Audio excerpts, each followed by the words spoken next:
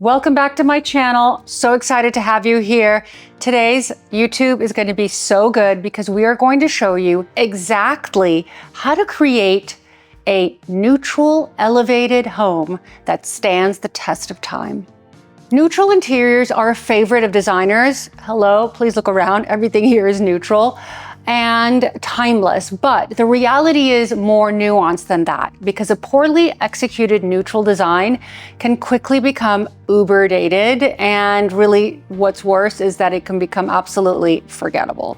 However, when done right, a neutral design can be extremely sophisticated, and I'm going to show you exactly how to achieve that. So why does a neutral room feel flat sometimes and look more like a waiting area than an actual designer uber chic home? Well, that's because you have a lack of visual interest. So in a room devoid of bold colors or materiality or other important eye-catching, exciting moments, you are going to fall flat. So there are many homeowners and even designers that get this wrong, so I wanna make sure you guys don't do this. How do we create depth, intrigue, sophistication? Well, these are the tips I'm gonna share with you. First and foremost, architectural details. They are one of the most powerful tools to create a thoughtful and exciting neutral room. So these elements provide structure, interest, even before a single piece of furniture enters the picture. So think crown molding, wainscoting, coffered ceilings. I mean, I've got details in my ceilings that are very Art Deco. These features that are done during construction with a very good architect are really going to have a major impact, but they could also be placed in after you've moved in. A living room with high ceilings and expansive white walls can be transformed by adding, for example, a series of thin vertical wooden slats to one wall, or a beautiful fireplace with a beautiful focal point with marble that's interesting. So it doesn't have to be bland for it to be good, and it can be neutral yet visually stimulating. Similarly, a dining room can be elevated by the addition of a coffered ceiling or crown molding or a painted ceiling. There are so many ways to do this, and these architectural details are really defining spaces today that we are designing as interiors and that you can also incorporate. What's another way to elevate the neutral space? Well, it's something very simple: texture. In a neutral space, texture becomes your best friend, and that is the secret sauce. We recently went to Portola Paints. If you haven't seen the video of that, by the way, Instagram has a lot of takeaways. If you're not following me on Instagram, here's my handle. But we did go to Portola Paints and we looked at different paint finishes that have texture. We looked at Roman clay, which is essentially a paint that is placed on your wall with a spatula, or lime wash, which is used with a brush. These paints have a lot of depth, a lot of texture, and they look like they have history. So if your walls are bland, mine are kind of bland to be honest, then a little bit of paint can go a long way. What is the trick in also doing this? You want to mix your material. So if you have a very smooth wall, maybe you want to have something with texture, maybe an old piece of furniture, or you have a very textured wall, maybe you use Roman clay on your walls, and then you bring in something smooth and silky, you bring in some velvet, you bring in all sorts of different materials. Some are matte, some are shiny, and you want to mix it up. If everything is shiny, it looks like Vegas. If everything is matte, it can look dull. So use your imagination. Find what you love best and work backwards. I was recently at a consultation with a client who said, I love polished marble. I personally, as her designer, I don't love polished marble. I like matte marble. I like marble that is honed. She's like, is that a wrong thing to do? I said, listen, no, there's no wrong in design. If you love polished marble, keep your polished marble. But what we're gonna do is we're gonna bring in things that are matte that will be placed against your polished marble. For example, we will make your bathroom cabinets flat. There's no reason to get lacquered cabinets. We will make the flooring flat. We'll bring in some terrazzo. We will make your walls flat. And therefore, it's really going to bounce off of those textures and make it very cohesive, and not only cohesive, but elevated.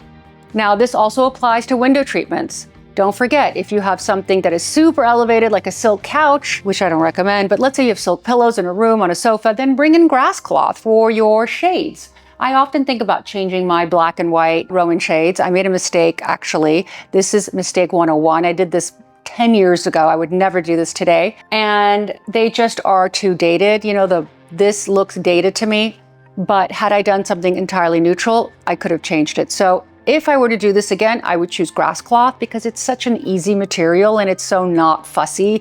And this room is so formal that you want to bring in those elements to make it look like designer. If you don't know what to do in your room, well, you guys know what you can do. You can book a Zoom consultation with me at any point for any length of time. They start at about 25 minutes and go all the way up. All you have to do is click the link in my description section. My calendar pops up, and next thing you know, we are together on a Zoom. And I can't tell you how much I love meeting each and every one of you. So many of you have been telling me stories about being loyal followers for years and years. And that just really gives me motivation to continue, motivation to do better. And that's what we're doing on this channel. We try harder. I mean, the team that works behind these videos, I can tell you, give their right arm, and we work harder together to give you guys better content every year. We want to elevate it. We want to get better and better and better. And the only way we can do that is if we have a growing channel, and thanks to you, we are growing. With that said, that's a quick reminder to click the subscribe button because we are so close to 100,000. And when we hit that 100, I can tell you guys one thing, I will make a complete fool of myself and do a dance for you. How about that? I'm sure you're going to want to see that, or not. The next important takeaway from elevating a neutral design would be contrast. So contrast is what gives life and energy to a neutral space.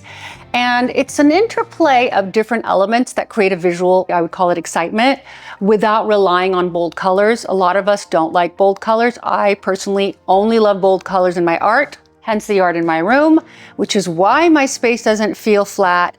And there are several ways to incorporate these. Let me show you how. One way is my favorite of all. Those of you who've been following me, this is my mantra, mixing styles. Blend completely different aesthetics together. This creates the most beautiful juxtaposition. And the way that you can do this is you pair a sleek modern sofa with sort of an ornate antique mirror. You can place a rustic wooden coffee table in front of a clean lined fireplace. You get it. It is just unexpected and it's so good. Another way to get contrast is light versus dark. This is very simple. You play with the different shades within your neutral palette. So if a room is all light, for example, this room is very, very light, you can bring in a dark version of this cream colored sofa and maybe use it as your rug. So you're using the same colors, but you're using deeper, darker tones of it. Imagine a nighttime color versus a daytime color. It could be the same color, and then you can blend those together. Another great way for contrast is to mix curved and linear elements. So organic geometric shapes look really great with obviously straight lines.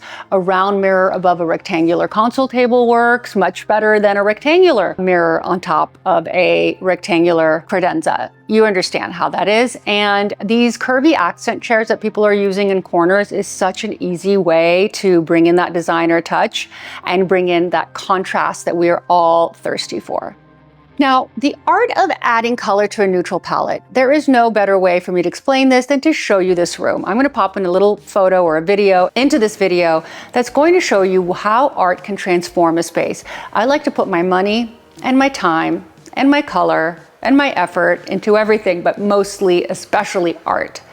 And that is really going to move the eye. It's really going to elevate the eye to what is a beautiful focal point. And there's nothing more beautiful than great art. And if you have the ability to draw, it could be your own art. I'm not saying you have to go and buy a Picasso, guys. I am saying put your children to work. I mean, they're costing us quite a bit of money. Maybe they can give us a little bit back. Give them a canvas, give them some paint, let's see what happens. Or, go to your local art shows. I have found many beautiful things in art shows, which I have picked up over the years. And then eventually you can make it to your local gallery, etc. Even buying on eBay, I always like to choose, sometimes I like to peruse for fun for clients or for myself, and I choose original work of art as one of the filters. And then you get a bunch of different original, which is really important, pieces of work that you can put in your house, student art, whatever that looks good and elevated. And by the way, let's talk about what you shouldn't do and what I still have clients ask me for. Should I bring in a pop of color in my pillows? Absolutely not. That is unfortunately a misnomer in design. I don't think it's elevated. Maybe it had its moment, but it's just terrible. Do not bring a pop of color in your pillows. The key, in fact, to incorporating color in an elevated way is to be subtle about it, even though the art's not subtle, but the concept is subtle. You're not putting in a pillow in your face. You're doing it in ways that you would not imagine. So maybe you bring in a beautiful sculpture that has color, or maybe a stack of books that has color, or maybe something decorative that has color. Florals are a great way of really shaking it up. If you love minimal design and decor like I do, and sometimes you crave a little bit of fun and a little bit of color, which we all do, then bring in some crazy flowers, floral arrangements. As you can see in this room, we do it all the time, and it just gives you that spice you're looking for. Another great way to break up the neutrality and what could be conceived as boring is to bring materials that are interesting, such as wood floors. Maybe they are smooth, but maybe they are distressed. Perhaps you can bring natural materials that are interesting. Perhaps you can bring in a limestone table as a coffee table, or perhaps you use a very elevated marble in your room. So natural materials such as the wood and the marble that you use in your room can also be very interesting. Next is the power of plants. Nobody is a plant killer more than myself. If you guys have been following this channel, you will see and you will note that I have plants in this room. This is new for me. You don't have to have a green thumb. No, because you can get drought-resistant plants in your space that you can take care of without killing. So for example, in my coffee table right here in front of you, we've got a planter. And in this planter, we planted some cacti. We only water it once a month, so I can actually go away for 3 weeks and not worry about them. And they make a huge, powerful statement in this neutral room.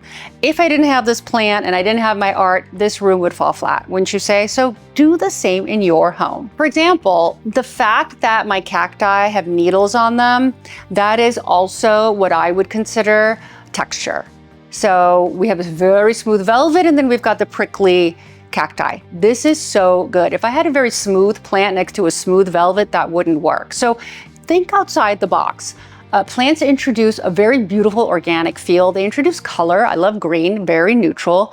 And the shape of them, the fact that they're round and organic works. You can get a planter, you can put them in. Remember, play with your shapes and put them against straight lines. My coffee table is very straight. These are very bulbous.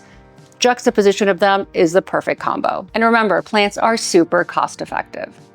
Lighting, okay. How does lighting make your bland room more exciting? Well, you can play with sculptural fixtures, or I would say antique fixtures. Nothing makes a room look more elevated than vintage lighting. And by that, I've got a pair of Stil Novo sconces, which I got long before I even built my house. I knew I loved them. They're different, nobody has them, and I put them in. They weren't that expensive, actually. I think I paid $600 for the pair, right? They are probably worth thousands of thousands if you were to get these on First Dibs. But if you've got the eye, which you do because you're part of this channel, look up Murano sconces in eBay or online, and you are going to see some of the most beautiful fixtures in your life. Bring them in. Trust me, bring them in. It's gonna look great. This is my best tip. Also, color temperature. A neutral room can look very boring if you've got your terrible 3500 LED lights. Bring that color down. We always talk about the color of our lighting. Go for a 2700 Kelvin on your LED light bulbs. To me, they have the warmth that's important. Anything over 2700, in my opinion, is just too white. If you want us to do a deep dive on any of these specific topics that we talked about, for instance, lighting or art, let me know, sound off below. We love you guys. Can't wait to see you again next week on this channel, The Red Elevator.